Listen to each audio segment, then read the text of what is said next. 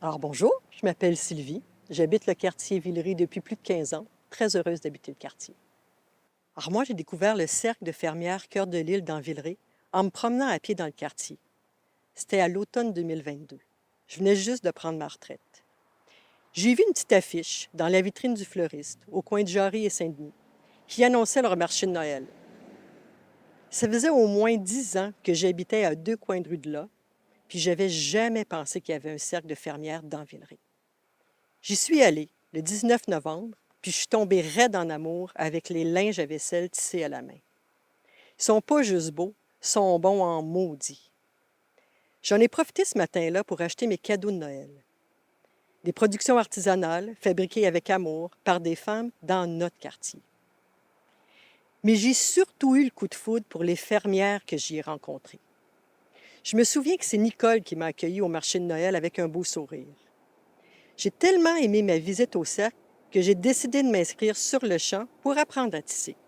Ben, quelques mois plus tard, non seulement j'avais appris à tisser sous les bons conseils de Ginette, Diane, Danielle et Lucie, mais j'ai aussi appris à coudre avec Jennifer, à broder avec Claire et Céline, à faire de la courte pointe avec Francine et Micheline, à faire des impressions textiles avec Sophie, puis même à tricoter avec Joanne et Monique.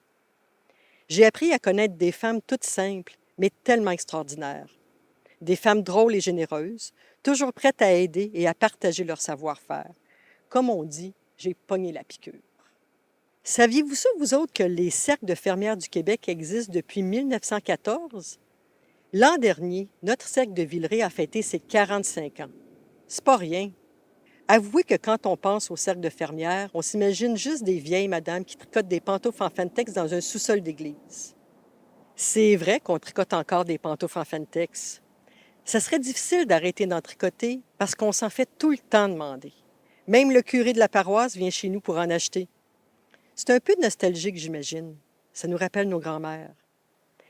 C'est vrai aussi qu'on est dans un sous-sol d'église, celui de l'église Saint-Vincent-Ferrier sur Jarry. Mais c'est surtout pas vrai, par exemple, qu'on est juste des vieilles madames.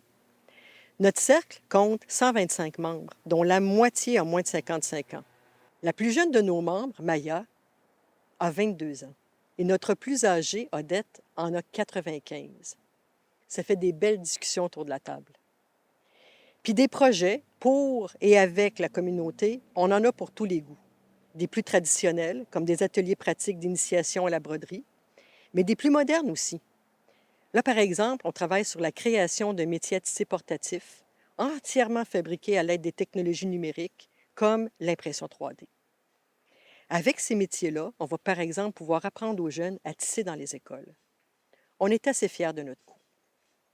Si vous avez envie de venir nous voir puis d'attraper la piqûre, on vous attend.